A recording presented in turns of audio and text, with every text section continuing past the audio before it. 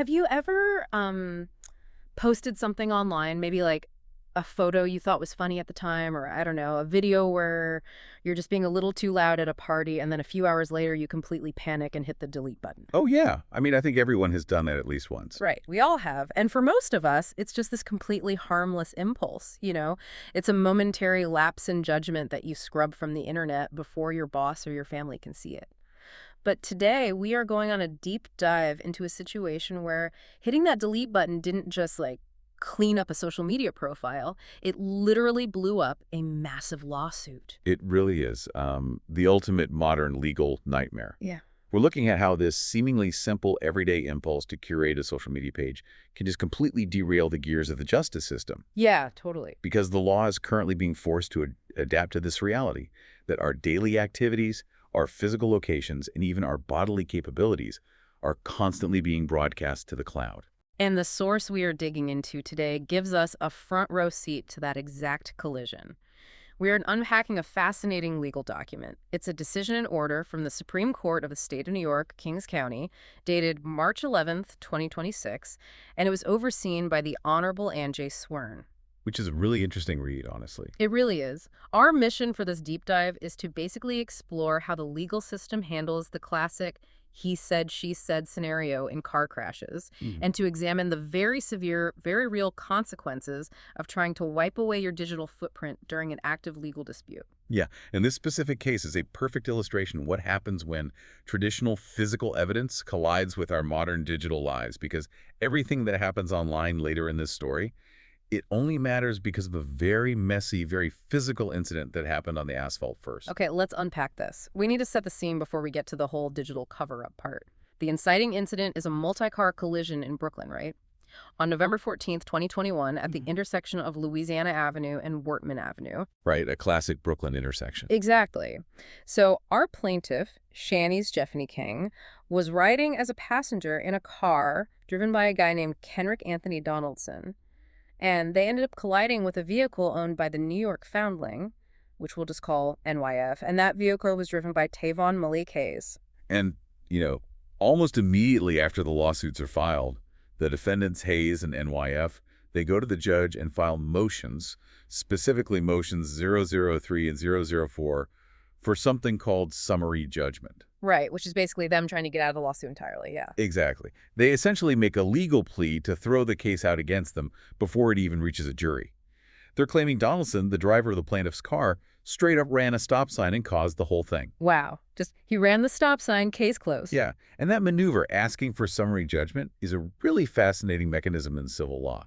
The defendants are telling the judge that a full trial is, well, it's a waste of everyone's time and taxpayer money because the facts of the crash are absolutely indisputable. But the facts were highly disputable here. I mean, we have wild conflicting testimonies from the people involved. Donaldson claims he didn't run the stop sign at all. Right. His version of events is completely different. Yeah, he swore under oath that he was just like inching out from the stop sign and stopped to wait for traffic to clear. And his story gets very specific. He claims the NYF driver actually waved for him to proceed into the intersection. Which changes the entire dynamic of right of way. Exactly. But then he says when he didn't move fast enough, the NYF driver allegedly made a speedy and aggressive left turn and slammed right into him. And Plaintiff King actually backs up her driver's story. She testified that the NYF vehicle was driving aggressively. And notice the specific language being used there. Words like waved, speedy, and aggressive. Yeah, they paint a very specific picture. They do. In the context of a sworn deposition, those aren't just colorful adjectives. They are foundational claims about the physical actions and, really, the state of mind of the drivers involved. So the judge looks at these two completely incompatible stories.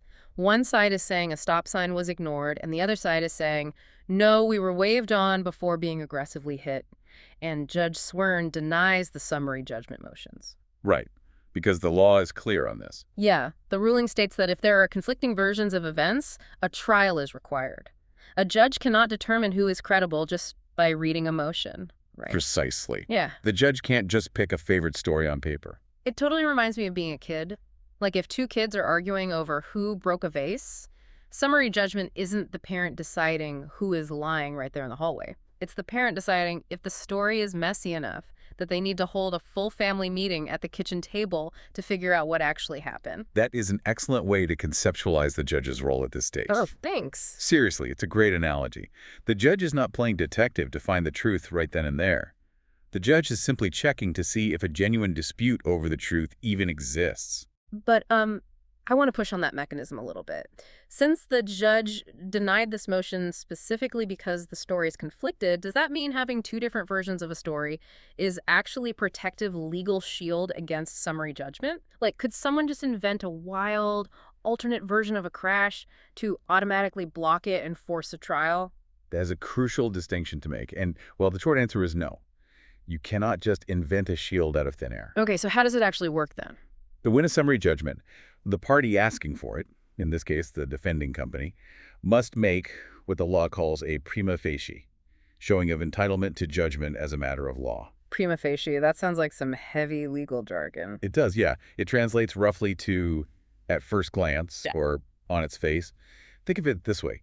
The defense has to put a package of evidence on the judge's desk that, before the other side even opens their mouth to object, looks like a completely airtight win. Like, it's just obvious. Right. They have to prove, using documents and sworn statements, that there are zero material issues of fact for a jury to debate. If they fail to build that airtight package, the motion is denied immediately. But if they do build it, the burden then shifts to the plaintiff. And how does the plaintiff fight back once that burden shifts? Like, how do they prove there is a genuine dispute? By producing real evidentiary proof in admissible form. You cannot just casually stand in the courtroom and say, no, that's not how it happened. Right, you can't just say they're lying. Exactly. You have to swear under penalty of perjury to a specific detailed set of facts. When Donaldson swears under oath that he was completely stopped and that Haney's explicitly waved him on before accelerating aggressively, that creates a highly specific factual dispute. Because perjury is a real crime. Exactly. Perjury carries severe criminal penalties, so the court treats sworn testimony as genuine evidence of a dispute. The law guarantees your right to have a jury or a judge sort out the truth at a trial, provided you're willing to swear to your version of reality on the record. Okay, so those specific words used under oath are what keep the lawsuit alive. The plaintiff's case survives this initial he said, she said hurdle because the facts were in dispute. The defense tried to exit the lawsuit, and the judge pulled them back in because the asphalt was just too muddy. It was heading for a full trial, yeah. But instead of proceeding smoothly to trial, the plaintiff makes a catastrophic, unforced error that derails her own case, and not on the road, but on the internet. This is where the case transitions from a standard traffic dispute to a really modern cautionary tale. Right. Here's where it gets really interesting. NYF actually filed a separate motion, Motion 005, to strike the plaintiff's complaint entirely, because the whole case hinges on the nature of the plaintiff's medical claims, right? Yes, and this is where the stakes get incredibly high. The plaintiff was claiming a permanent disability from the crash, specifically citing New York insurance law section 5102. Okay, so what does claiming that actually entail for a plaintiff? Well, legally and medically, claiming a permanent disability means you are stating to the court that your earning capacity, your daily life, and your fundamental physical reality have been severely and permanently altered by the defendant's negligence. You're saying your life is forever changed. Exactly. You're asking for compensation that reflects a lifetime of limitation. The financial stakes in these types of claims are massive, which means the scrutiny on the plaintiff's actual physical capabilities is intense. So picture this scenario. The plaintiff is sitting in a conference room giving her sworn deposition, detailing this permanent physical disability, and suddenly the defense attorneys slide a stack of photos and videos across the table. A plaintiff's worst nightmare. Right, and these aren't grainy photos taken by a private investigator hiding in a minivan across the street either. So what did the defense actually find to present to her? They pulled high-quality photos and videos directly from the plaintiff's own public social media profiles and her own public YouTube account. Yeah. And according to the court documents, those images portrayed the plaintiff performing post-accident strenuous activities. Strenuous activities that totally undermine the idea of a permanent, severe physical disability. Completely. It is a devastating moment in a deposition. When a plaintiff claims they cannot perform basic physical tasks, and the defense produces a crystal-clear video uploaded by the plaintiff themselves, showing them engaging in heavy exertion, the core of the medical claim just shatters. So the defense attorneys do exactly what they are required to do to protect their evidence. Following the deposition, NYF serves the plaintiff's legal team with a formal preservation demand. Which is standard procedure, but absolutely crucial here. Right. They legally notify her to preserve all the data, images, and videos on those specific accounts. They are essentially establishing a legal perimeter around her digital life, saying, do not touch a single pixel of this. It is now formal evidence. A preservation letter is a critical legal tripwire. It puts the party on formal, written notice that the data in question is relevant to impending or ongoing litigation. So you can't claim ignorance later. Exactly. Once that letter is received, any alteration of the data is no longer just digital housekeeping. It is a potential violation of court procedure. But shortly after that letter is served, right as the parties are preparing for a potential mediation to settle the case, the defense makes a shocking discovery. The plaintiff had completely deleted her social media and her YouTube accounts. She just wiped them out. Wiped them completely. Her lawyer obviously realizes what a catastrophic error this is and tries desperately to get the platforms to restore the deleted accounts. But by the time the court gets involved, only about 10% of the data had been recovered. The remaining 90% was permanently gone. And you know, that 10% recovery detail is actually quite revealing about the mechanics of our digital footprint. So? Well, when a user hits delete on a YouTube video or a social media profile, the platform removes it from public view immediately. However, the data often still exists on back-end servers for a brief retention period. Oh, right, like a trash bin that hasn't been emptied yet? Exactly. Lawyers can sometimes issue emergency subpoenas to tech companies to freeze and recover that server data. Furthermore, digital forensics experts can sometimes scrape cached data, thumbnail images from search engines, or fragments saved locally on a user's smartphone backups. Okay, so there are ways to dig it up. Yes, but the fact that they could only recover 10% indicates that the data was likely purged beyond the standard retention window, or that the accounts were heavily scrubbed before the tech companies could intervene. It shows a thorough, devastating loss of information. Wait a minute. Let me play devil's advocate for a second here, because I think a lot of people listening might have this instinct. Sure, go ahead. I understand why, say, sneaking into a police impound and taking a sledgehammer to a damaged car bumper is a crime. That is physical evidence. But social media posts are just digital ether. Right. That's how it feels to most people. Yeah, they are just ones and zeros on a server somewhere. If a person creates an account and they film a video of themselves on their own phone, shouldn't she be allowed to delete her own posts? It's not like she paved over the intersection where the crash happened. It is her face, her channel, her data. That is a very common misconception, and it is exactly why this case is so important. What's fascinating here is that the law does not view a digital file as mere ether. It doesn't. Not at all. In the eyes of the court, a digital video uploaded to a server is as real, as tangible, and as legally binding as a bloody shirt found at a crime scene or a shattered windshield. The legal concept governing this is called spoliation of evidence. Spoliation, it sounds like a medieval term for, like, ruining a harvest or something. It essentially is. Spoliation is defined as the destruction or the significant alteration of evidence. It also covers the failure to preserve property for another's use as evidence in pending or reasonably foreseeable litigation. Wow. And the judge in this case used incredibly precise, powerful language to describe why this destruction is so severely punished. The decision states that when a party destroys essential evidence, their opponents are prejudicially bereft of appropriate means to confront a claim. Prejudicially bereft. That's intense. Let's break that down, because bereft means to be, like, violently robbed or stripped of something essential. Precisely. It means the plaintiff unfairly robbed NYF of their fundamental right to defend themselves. The defending company is facing a lawsuit where they could be forced to pay massive financial damages for a permanent physical disability. Right. Millions of dollars, potentially. Exactly. Their absolute best primary defense against that specific medical claim was the collection of videos showing the plaintiff engaging in strenuous activities. By deleting those videos, the plaintiff didn't just clean up her public image, she intentionally shattered the defending company's shield. And that completely flips the narrative on who owns the data. For anyone listening, your digital footprint is not just a personal scrapbook or a digital diary that you have total sovereign control over. It's really not. The absolute second you enter the legal system, the moment you file a lawsuit or the moment someone sues you, your public posts, your videos, your location check-ins, and yes, even your deleted stories transition from personal property to discoverable legal evidence. You do not own that data in a vacuum anymore. The overarching principle here is that the integrity of the judicial process is vastly more important than a user's desire to curate their online image.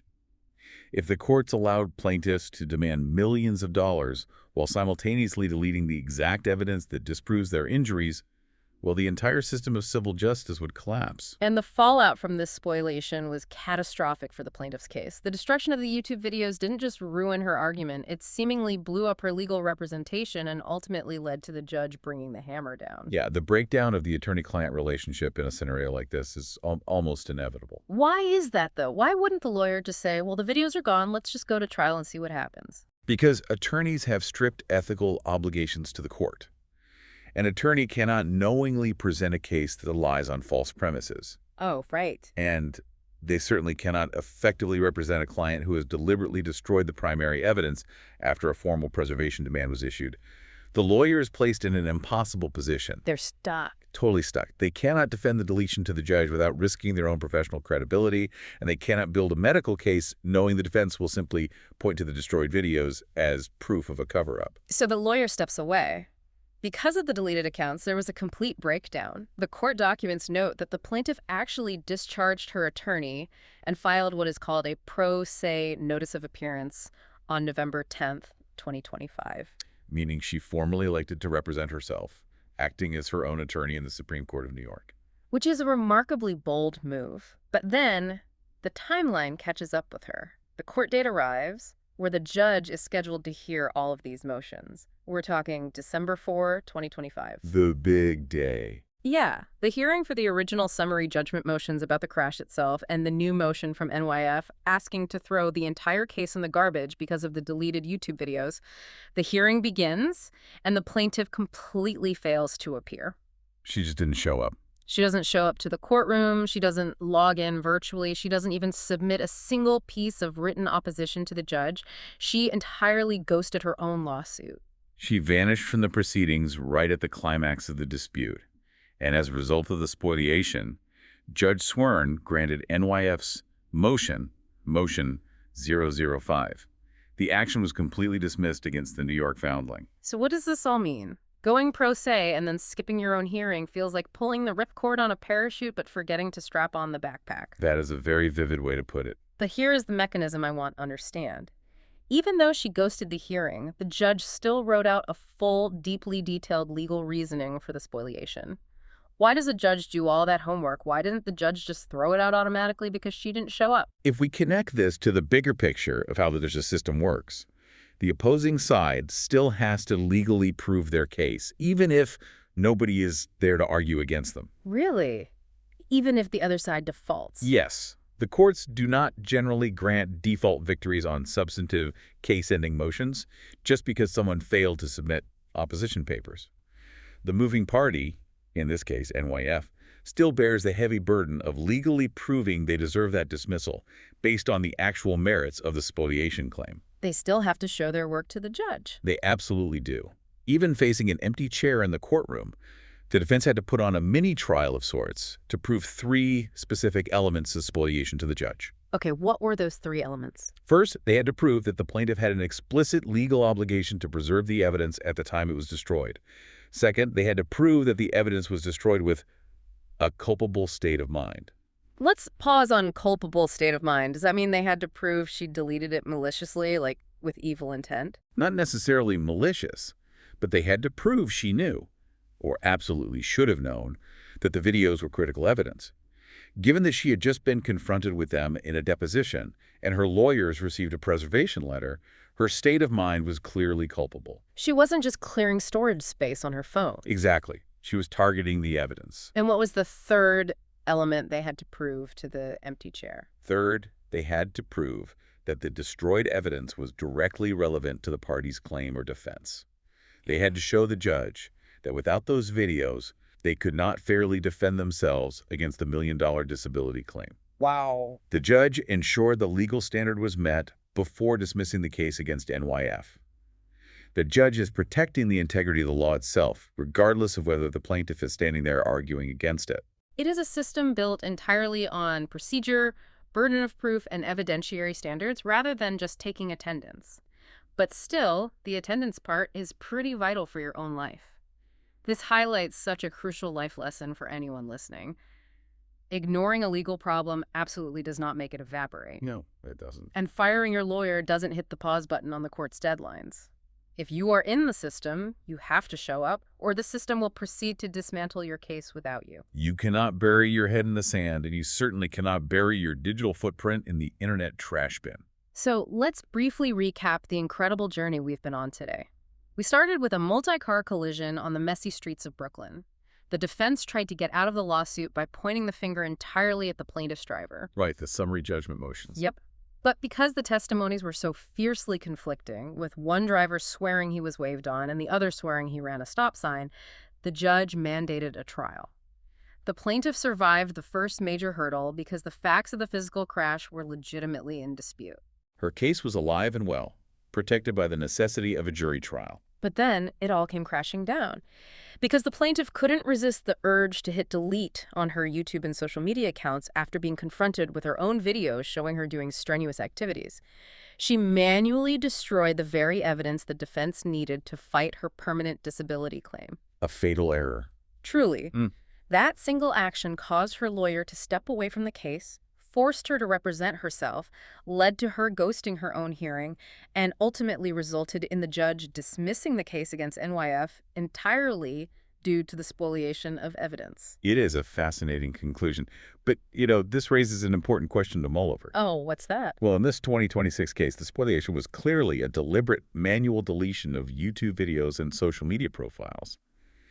The plaintiff physically went into her accounts and scrubbed them. But as we move rapidly toward communication platforms and augmented reality apps, where data is specifically designed to be ephemeral apps that automatically delete your location data, your video feeds, and your interactions within seconds of them occurring, how will future courts handle digital evidence? Oh, wow. That's a great point. How will a judge distinguish between an application simply doing exactly what its code was programmed to do and a user intentionally utilizing those specific platforms to destroy vital legal evidence and cover their tracks? That is going to be a massive, complicated headache for the justice system in the very near future.